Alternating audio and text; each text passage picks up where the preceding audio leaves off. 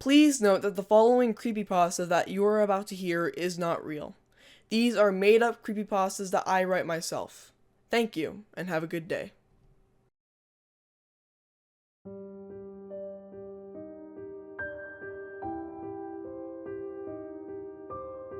Profile is corrupt. Standard Soda LBP3 file appears to be corrupt. Please quit the game and make sure you have the latest updates installed. If you continue, it will be deleted. You will lose the levels on your moon and your game progression. That's the message I saw while I tried to load up my save file on LittleBigPlanet 3. My face curled into a look of disappointment. I used to be angry when this happened, but now I just feel disappointed. Disappointed that my save data would be erased and that I would have to start over the game all over again. This is the infamous profile corruption bug in LittleBigPlanet 3. If you didn't already know, this annoying bug would corrupt your save file, causing you to have to delete it and lose all of your save data and all the levels you created in LittleBigPlanet 3. This bug always seems to occur at random. It doesn't matter if you're playing on PS4 or PS3, nobody is safe. I've gotten this bug many times in the past, so many times I've lost count.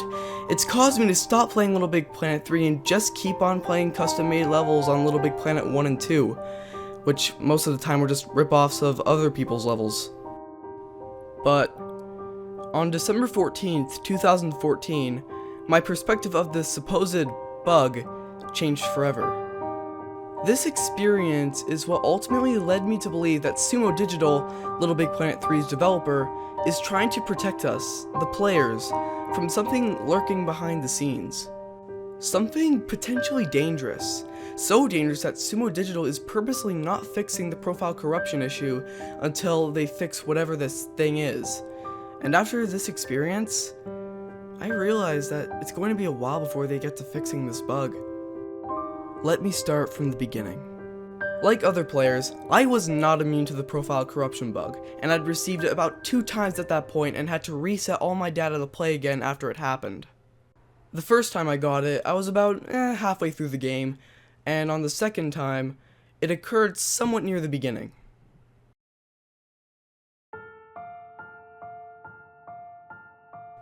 But on the third time I received that error, I was nearly at the end of the game. After countless hours of playing in my room, trying to finish LittleBigPlanet 3 in one sitting, so I wouldn't risk another file corruption, as it would usually happen when you load a game. Unfortunately, due to being tired, I needed to go to sleep, so I saved the game and hoped for the best. The next morning, I opened up the saved and saw the profile corruption bug again. I placed my hand on my forehead. All that hard work for nothing. Now I need to play the entire game again. But, to my surprise, I looked back up at the screen and saw, from what was the profile corruption warning, was now a black screen. The black then faded and revealed my pod. I was confused, but happy. This must mean I was able to play it again. But I also noticed that there were no glitches or anything. Wasn't this profile corrupt? If it was, then wouldn't it be all glitchy? But those thoughts were shoved to the back of my mind as I accessed story mode. Except the game didn't let me select a level in the story mode and strangely told me to go to my moon, where my custom levels would be. So I went over to my moon and saw that there was one level there. What was strange was that I didn't create a single custom level since the second time I received a profile corruption, as my entire focus was on story mode. So why was there a level here? I clicked on the level and the title read, T.A.P Kills. What is T.A.P?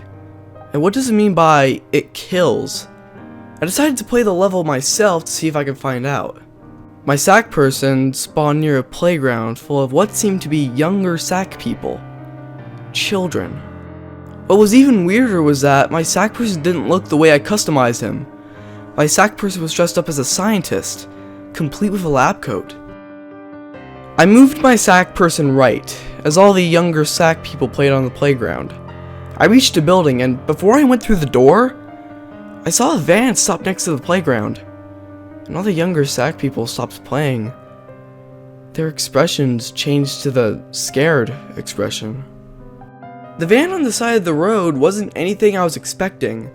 The van had a logo on it along with the letters SRF. I looked below the letters and saw text that read, Surrey Research Facility. I didn't know what this was, but the only thing I did know that Surrey is a place in the United Kingdom. I decided to keep moving, so I went through the door and entered a hallway.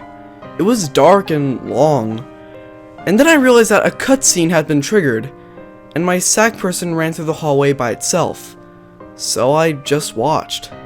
The hallway was empty, however, my sack person ran past a door, and that was it. My sack person reached the end of the hallway and saw a smaller sack person. A little boy, kneeling on the ground with its back face to the camera. It had its hands over its face, as if it was crying. The camera zoomed in on my sack person, as he moved closer to the younger sack person. My sack person made an angry expression, and the younger sack person faced the camera. I laid my eyes on the young sack's face, and winced. This young sack person's expression looked somewhat blank. Its mouth was open, but its teeth were yellow and closed shut. The eyes weren't much better. The eyes were small and spaced out from each other. They were placed at the top of the sack person's head, with blood vessels visible. While staring at this odd-looking sack person, a time and date appeared at the bottom left of my TV screen. 8:52 a.m. Thursday, 24/7/2007. This text appeared on screen for about 3 seconds, until it faded. After thinking about it for a while, I concluded that whatever was happening in this level is taking place in the UK, because the Brits put the date before the month. But questions still flooded my mind though.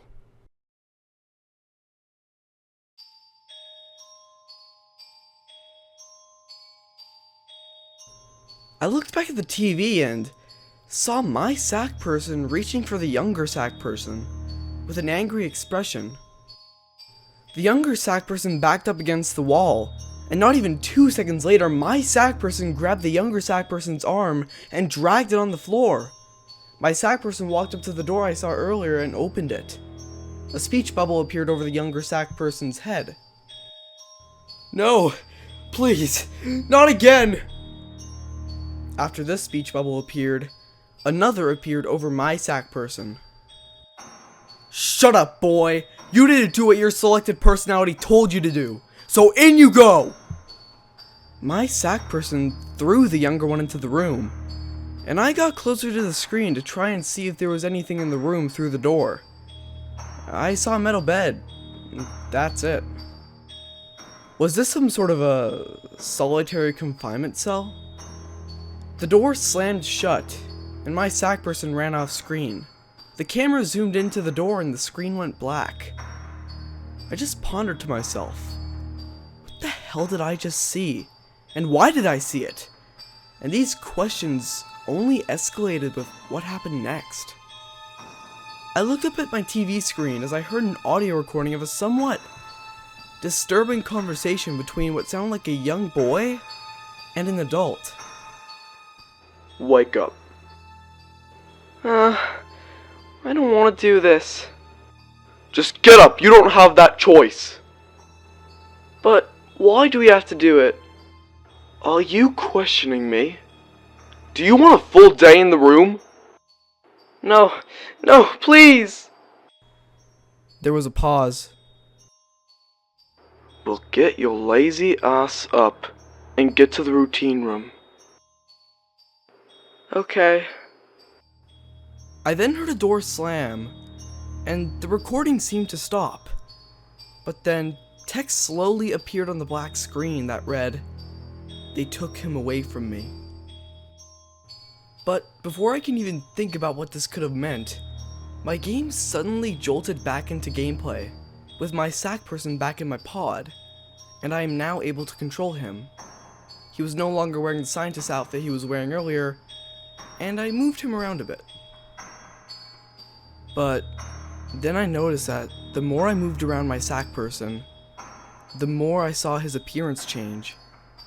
I saw that the normal Sackboy face was fading out, and what was fading in was the face of the young sack person who was subjected to what seemed like solitary confinement. I moved my sack person around more, and little by little his normal appearance slowly warped into the young sack person's face, with the same blank, yellow teeth, and the same tiny eyes with blood vessels. And after my sack person's appearance fully changed, text appeared, reading, "How about you experience what he went through?" After this text appeared, it faded, and my sack person, with the same face as the younger sack person from earlier, was teleported to a rather dark environment. I hesitantly moved my sack person through this level, and the level mainly consisted of text on the walls, accompanied with faces below them. I realized that these faces were representing how someone would feel after being said the words above them. The first block of text I saw was, "You are naughty," accompanied with a sad face. The next block of text was, "You deserve to be punished," accompanied with an even sadder face. The next one read, "You can't escape," with a scared expression. The next one after that read, "You won't escape," accompanied with an expression of pure fear. But there's one more block of text, and it read, "Because you don't exist."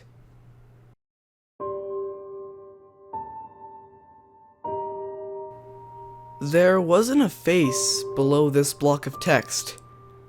Instead, a small cutscene played. The camera zoomed into my sack person as he fell to his knees and placed his hands over his eyes, and he cried.